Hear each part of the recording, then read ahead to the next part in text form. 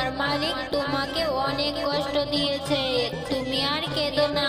এই নাও, আমি তোমার মধ্যে এই জাদু শক্তিটি দিয়ে দিয়েছি। বাঘা বাজার থেকে একটি গরু কিনে নেয় আর সেই গরুটিকে নিয়ে সে বাড়িতে যায়। গাভীটিকে দেখে বাঘিনী বাঘাকে বলে, ওগো শুনছো, গাভীটি না আমার বেশ পছন্দ হয়েছে, দেখতে বেশ মোটা তাজা। তা গাভীটি কি গর্ভবতী নাকি? হ্যাঁ গিন্নি, যার থেকে গাভীটা কিনেছি সে বলেছে গাভীটা নাকি গর্ভবতী, কিছুদিনের মধ্যে এই গাভীটা নাকি বাচ্চা দিবে আর আমরা দুধ খেতে পাবো। আরে বাহ, তাহলে তো খুব ভালো হলো। শুধু কি দুধ খেতে পারবো, ওর দুধগুলা বিক্রি করে আমরা অনেক বড় লোক হয়ে যাব, অনেক টাকা রোজগার করতে পারবো। পর থেকে বাঘিনী সেই গাভীটির অনেক যত্ন নিতে থাকে। গাভীটিকে অনেক ভালো ভালো খাবার দেয় আর তাকে অনেক আদর করে। এই মঙ্গলি, খা, পেট ভরে ঘাস খা, অনেক খাবার খেয়ে তাড়াতাড়ি বাচ্চা দিবি। আর তুই বাচ্চা দিলেই আমি অনেক দুধ পাবো তোর থেকে, বেশি করে খা তো দেখি। এভাবেই দেখতে দেখতে 1 মাস কেটে যায়। এরপর সেই গাভীটি অনেক সুন্দর একটা বাচ্চা দেয়। এরপর থেকে বাঘিনী তার গাভীটি থেকে দুধ দোয়াতে থাকে, কিন্তু গাভীটি তার বাচ্চাকে দুধ খাওয়ানোর জন্য তেমন একটা দুধ হয় না। কি গো শুনছো, এই হারামজাদা গাভী কতটুকুই দুধ দিয়েছে? এই 1 বালতি দুধে কি হবে বলো তো? ওকে এত ভালো ভালো খাবার খাওয়ালাম আর এত ভালো করে যত্ন করলাম, ও কি না এইটুকুনি দুধ দিল? গিন্নি, যতটুকুনি দুধ পেয়েছো এইটুকুতেই ভগবানের কাছে শুকরিয়া আদায় করো। ওর বাচ্চাটাও তো নাকি ছোট, ওর বাচ্চাটাকে খাইয়ে না তারপর আমাদেরকেও দুধ দিবে। ও তাহলে এই ব্যাপার, ও ওর ছোট বাচ্চাকে দুধ খাইয়েছে, আমি এত কষ্ট করে ওকে খাবার খাওয়াবো, ও কিনা শুধু দুধ ওর বাচ্চাকে দেবে? আচ্ছা ঠিক আছে, তোমার এত কথা বলতে হবে না, তুমি এখন দুধ নিয়ে বাজারে যাও তো, যা করার আমি করব। এরপর বাঘা দুধের বালতিটি নিয়ে বিক্রি করার উদ্দেশ্যে গ্রামে চলে যায়। এই হতচ্ছাড়া গরু, তোকে আমি এত কষ্ট করে খাবার খাওয়াই, তুই জানিস বুসি খড়ের দাম কত? আর তুই আমাকে দুধ না দিয়ে তোর বাচ্চাকে দুধ খাওয়াস, আজ তোকে আমি মেরেই ফেলবো। এই নে, তুই আমাকে দুধ না দিয়ে তোর বাচ্চাকে দুধ খাওয়াস, তোর কত সাহস! এরপর থেকে তোর বাচ্চাকে আমি বেঁধে রাখবো, এরপর থেকে দেখবো তুই কি করে তোর বাচ্চাকে দুধ খাওয়াস। এরপর থেকে বাঘিনী গাভী সেই ছোট বাচ্চাটিকে খড়ে বেঁধে রাখে আর গাভীটি সেটা দেখে অনেক কষ্ট পায় আর কাঁদতে কাঁদতে বলে, এম্বা, আমার মালকিন খুবই নিষ্ঠুর, আমার এই ছোট বাচ্চাটিকে বেঁধে রেখেছে, দুধ খেতে দেয় না, ও না খেলে যে ও মারা যাবে। এম্বা। এরপর বাঘিনী গাভীর বাচ্চাটিকে বেঁধে রেখে সে গাভী থেকে অনেক দুধ নিতে থাকে। গো শুনছো, এই যে দেখো না, আজকে কতগুলা দুধ পেয়েছি, 3 বালতি দুধ পেয়েছি, ওর বাচ্চাটাকে আটকে রেখেছিলাম। কিন্তু গিন্নি, ওর ওই ছোট বাচ্চাটাকে না খাইয়ে তুমি ওর থেকে দুধ নিচ্ছ, ওর বাচ্চাটা যে মারা যাবে, তুমি এত নিষ্ঠুর হলে কেমন করে? তোমার মনে কি একটুকু মায়া দয়া নেই? ওর বাচ্চাটা যদি মারা যায় তাহলে ও দুধ দিবে কি করে? আরে তুমি তো কথা বলো না তো, যেটা করেছি বেশ করেছি, তুমি যাও তো এই দুধগুলা নিয়ে গিয়ে বিক্রি করে অনেক টাকা নিয়ে এসো। আর ওর বাচ্চা এভাবে একদিন না খেয়ে থাকলে কিছু হবে না, এখন ওকে একটুখানি দুধ খাইয়ে নিব।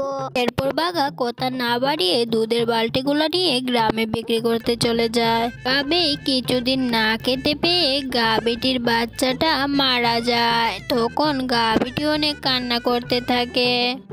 আমার এই অবুঝ বাচ্চাটা দুধ না খেতে পেয়ে মরে গেছে, ঈশ্বর, এই মালিকের কি কোনো দয়া মায়া নেই? গাভীটির বাচ্চাটা মরে যাওয়ার পরেও বাঘিনী গাভীটি থেকে অনেক দুধ দোয়াতে থাকে। গাভীটির বাচ্চা না থাকায় গাভীটি বেশি দুধ দিতে পারে না। তখন বাঘিনী গাভীটিকে অনেক মারতে থাকে। এই হতচ্ছাড়া গাবি, আমাকে দুধ দিচ্ছিস না কেন?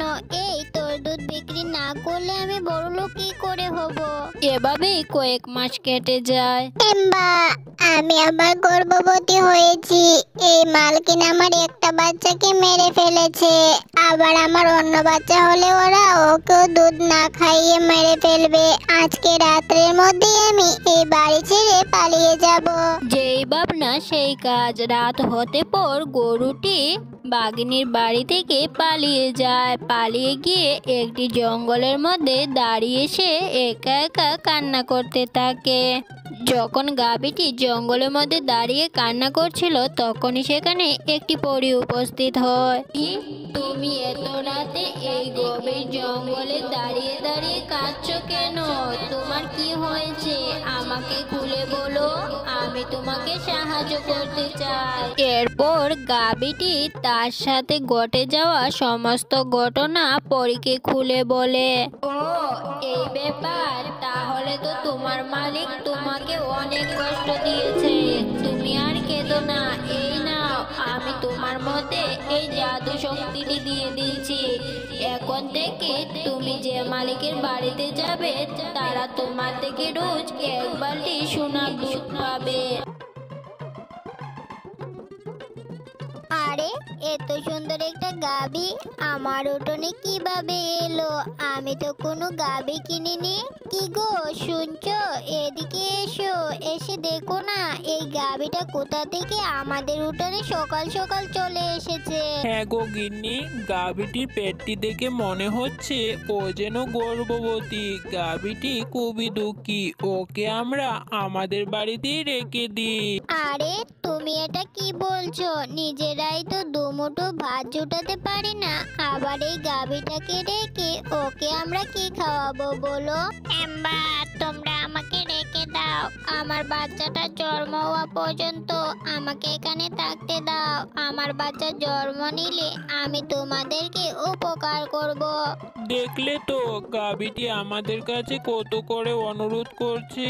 তাহলে আমরা এই গাভীটিকে রেখে দিই। ও আর কতটুকুই বা খাবার খাবে?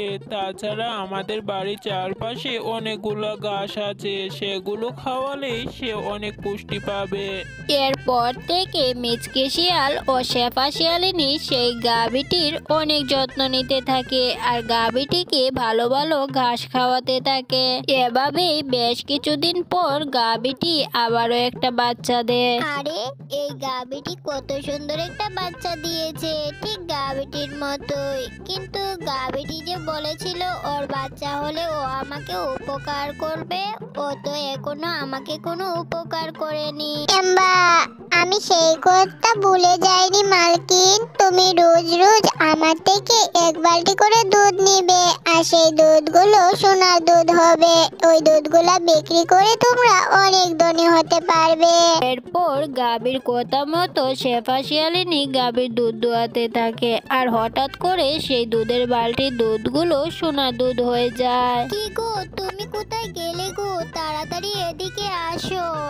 দেখো না এসে কি অবাক কাণ্ড ঘটেছে। এই গাভীর দুধগুলো হঠাৎ করে সোনার দুধ হয়ে গেছে। আমি তো কিছু বুঝতেই পারছি না। এই গাভীটি তো দেখছি মায়াবী গাভী।